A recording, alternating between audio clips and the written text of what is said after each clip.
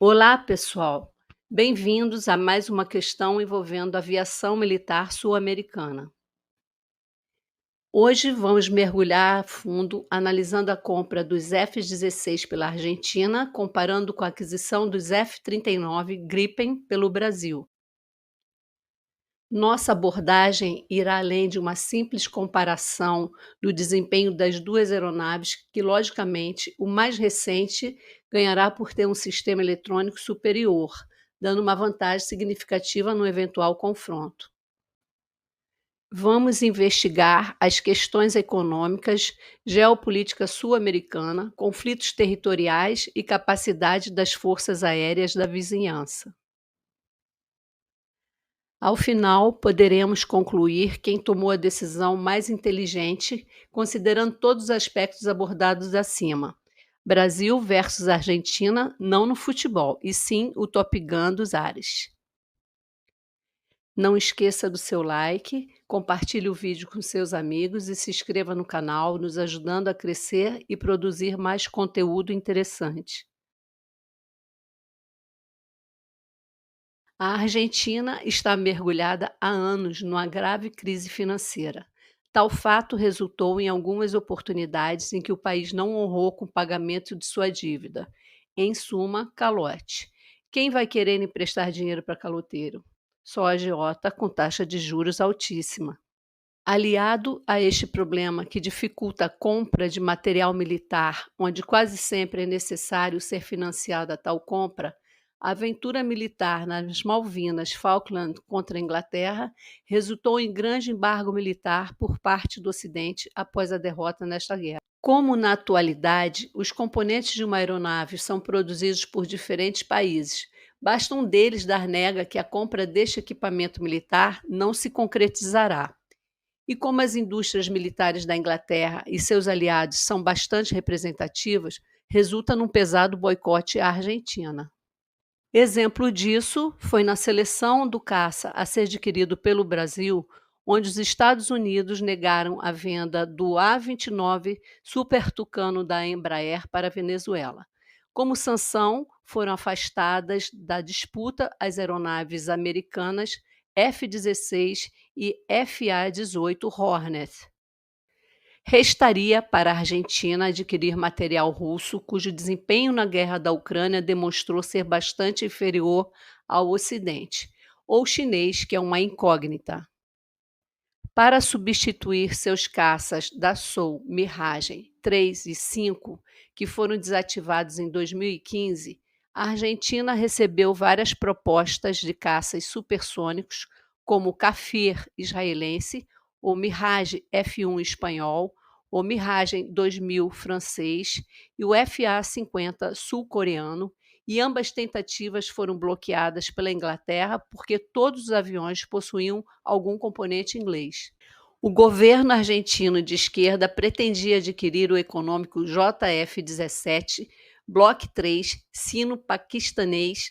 Felizmente para os hermanos não se concretizou, pois em 2022 Mianmar declarou descontentamento com esta aeronave, considerando esta inadequada para operações. O início do governo de Milei está conseguindo recuperar a economia argentina, superando todas as projeções otimistas. E sensibilizado pela deficiência de caças para a defesa do país, já que o que a Argentina possui para tal, como quebra-galho, os remanescentes A4 da guerra modernizados que não são caças. Considerando a geopolítica, a Argentina tem questões de fronteira com o Chile, que historicamente possui suas forças armadas em alto grau de prontidão, mesmo com recursos militares antigos. Em particular, sua força aérea supersônica, composta por 12 Northrop F-5 Echo TIG-3 e 40 F-16 Fighting Falcon, ambos atualizados. Mesmo sendo um F-16 com menor grau de atualização aos F-16 chilenos, no eventual conflito, é preferível se defender com os F-16, mesmo inferiores, a utilizar os existentes obsoletos A4. É importante para a paz o equilíbrio entre as forças militares, de forma que a solução continue pela via diplomática e não pela força.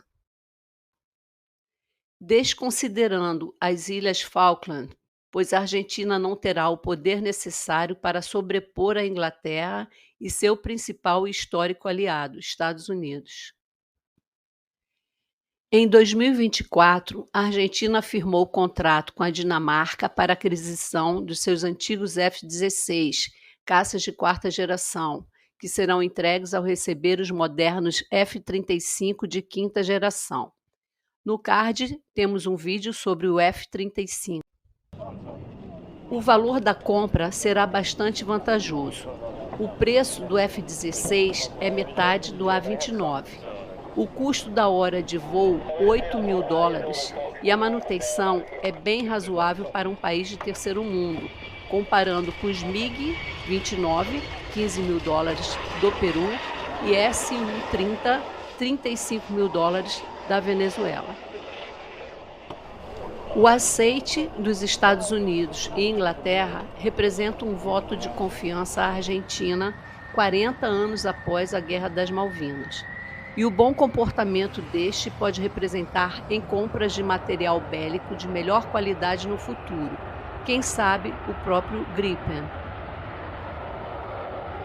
Em face das críticas de comprar um caça obsoleto ou alegação de subordinação ao imperialismo americano, eu diria que é a melhor alternativa, considerando a situação econômica do país, o embargo inglês e o mínimo necessário para proporcionar com a defesa do país contra as ameaças locais. Se é tão ruim assim, por que a Ucrânia precisa dos F-16 europeus que serão doados após o recebimento dos F-35? E a guerra é contra a Rússia, que tem um poder aéreo disparadamente superior a qualquer força aérea sul-americana. O Brasil, após o demorado início do processo de seleção ter sido anunciado em 2000 e a decisão final ter sido apenas em 2013, que decidiu pelo caça sueco de quarta geração e meia, JAS 39 Gripen NG, também conhecido como JAS 39 Gripen Echo Foxtrot ou F-39 Echo pela FAB, onde JAS é Yacht, Attack, Spanning, caça, ataque, reconhecimento, e Gripen é um animal da mitologia meio leão, meio águia, guardião das riquezas dos deuses. O contrato consistiu em um pacote de 36 aviões, transferência de tecnologia limitada aos componentes suecos, compartilhamento no desenvolvimento do avião Saab e Embraer e possibilidade de produção do caça no Brasil com até 40% dos componentes nacionais. O F-39 é um caça sueco multiuso leve monomotor e, em tese, seria inferior aos caças específicos de supremacia aérea como os MiG-29 peruano, Su-30 venezuelano. Porém, esta desvantagem com relação ao desempenho de voo destes é compensada pelos sistemas modernos de guerra eletrônica com fusão de dados, menor seção reta radar e assinatura térmica do Gripen. A grande vantagem do F-39 é o baixo custo de manutenção e horas de voo, $4.700, essencial para um país pobre como o Brasil. E a possibilidade de produção de componentes do avião no Brasil é altamente estratégico para a FAB, de forma a manter a disponibilidade dos aviões. Além disso, a aeronave é bem versátil em poder operar em pistas curtas, inclusive rodovias, proporcionando dispersão dos meios aéreos, já que, num eventual ataque surpresa, vão atacar todas as bases aéreas, como foi feito na guerra da Ucrânia. É possível rearmá-la e abastecê-la de forma simples e rápida, inclusive em locais precários. A manutenção é simples e rápida e, com seus sistemas modulares, facilitam futuros upgrades de hardware e software. No aspecto geopolítico, nossos problemas de fronteira foram bem consolidados pela diplomacia e arbitragem internacional no século passado. Só existe uma pequena questão de disputa com o Uruguai, que se resolverá pela via diplomática, pois as forças armadas do Uruguai são bastante inferiores à brasileira, caso aquela resolva a solução pelas armas. A única preocupação a nível de ameaça de país à nossa soberania seria a Venezuela, já que declarou o desejo de expansão territorial contra a Guiana. Como o Brasil tem superioridade militar comparada com a Venezuela, fica remota a possibilidade, mas não é impossível, vide o caso da Argentina com a Inglaterra em 1982. As forças aéreas do Peru e Colômbia, com seus caças de quarta geração, são dignas para serem observadas, porém sem questões geopolíticas latentes. As principais críticas da decisão pelo Gripen são: não se tratar de um caça de quinta geração, não escolher o FA-18, dependência ainda dos Estados Unidos, já que tem componentes deste país direcionando que a compra deveria ser de uma aeronave russa ou chinesa, a Saab ter poucos clientes, nunca ter sido testado em combate e a velocidade da entrega, pois até 2024 foram recebidas apenas 6 unidades. Para o cenário sul-americano, o F-39 é tecnologicamente bem superior às alternativas, e escolher um F-35 ou até mesmo o imbatível F-22. No card, vídeo desta aeronave. Além de serem superiores às nossas necessidades, o Brasil não teria condições de arcar com os custos de aquisição e operacional. O FA-18 tem um custo operacional 2 a 3 vezes maior que o Gripen, e a Embraer não teria oportunidade de aprendizagem. Maior vantagem deste seria a operação em porta-aviões, mas a Marinha não possui mais esse tipo de navio e nem seria interesse da FAB em compartilhar seus aviões com a Marinha. A questão de imperialismo, trocar o americano com o russo ou chinês ficaria na mesma. Fugindo de ideologias, tecnicamente, o material bélico russo tem se mostrado na guerra atual inferior e o material chinês é uma interrogação. Seria um risco desnecessário uma nação pobre como o Brasil investir em aventuras. Somente a Suécia, Tcheca, Hungria, África do Sul e Tailândia operam com Gripen. A concorrência no setor é bastante acirrada e muitas vezes a escolha é feita em conjunto com o financiamento do país da venda do avião. Nem sempre o melhor avião vence o processo de compra. Diante disso, leva vantagem as potências econômicas como Estados Unidos, França, Rússia e China. Poucos usuários nem sempre indicam que o produto é ruim. A guerra da Ucrânia seria um bom teste para o Gripen. A Suécia disponibilizou a ceder estas aeronaves para os ucranianos, porém foi afastada essa ideia, pois seriam poucas unidades comparadas com a oferta dos F-16 pela coalizão ocidental, sendo preferível investir seu escasso material humano no caça que possui a maior oferta. Pilotar uma aeronave na guerra, F-16 ou Gripen, não é simplesmente como uma troca de carro. Necessita de muito tempo para treinamento do piloto numa aeronave específica, além da equipe necessária para a manutenção desta. Só no F-16 já se passaram mais de um ano do início do treinamento dos ucranianos. Com a nova fábrica no Brasil, vai acelerar as entregas de novas unidades, mas o maior perigo não é a velocidade de entrega da Saab e Embraer, e sim o Brasil em definir uma quantidade inferior ao que se comprometeu no contrato. Outra questão não considerada é quanto à passagem de tecnologia. A compra com este adicional encarece o preço do avião. Se tudo der certo com o Brasil, este conseguindo exportar para outros países e com a Embraer tendo know-how para desenvolver novos projetos, sem a intervenção estatal, como no caso concreto, será positivo. Porém, Se for que nem o AMX, onde nenhuma unidade foi vendida, exceto para os países do consórcio, e nem a Embraer foi capaz de projetar ou realizar desenvolvimento conjunto com outra empresa de aeronave similar, o Brasil jogou dinheiro fora com este serviço adicional. Os Estados Unidos frequentemente colocam aeronaves em reserva que podem ser vendidas a aliados como parte de programas de vendas militares estrangeiras, Foreign Military Sales.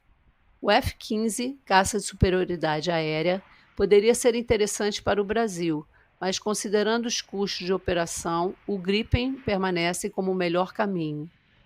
Finalmente, respondendo à pergunta do vídeo, a escolha da Argentina diante das restrições de opções certamente foi a melhor do atual momento.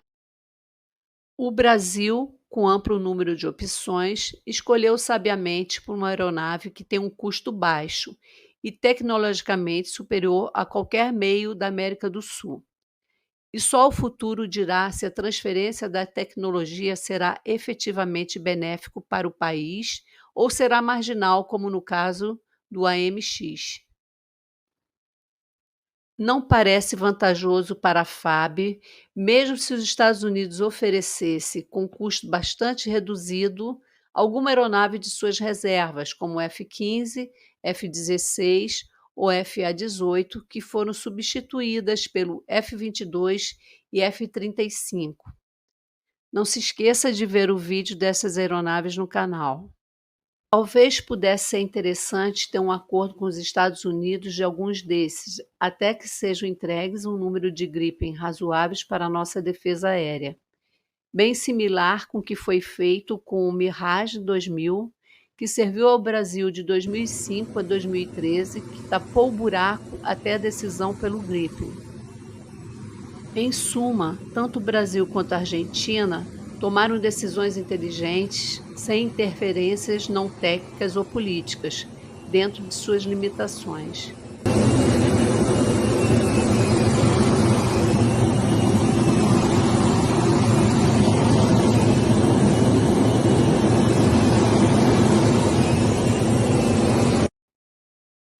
Não terminou ainda não. A seguir, vídeo extra especial para quem curte aviação, ação, velocidade e afterburn. Grande prazer em voar com vocês. Vida longa ao Gripen. Brasil acima de tudo e Deus acima de todos.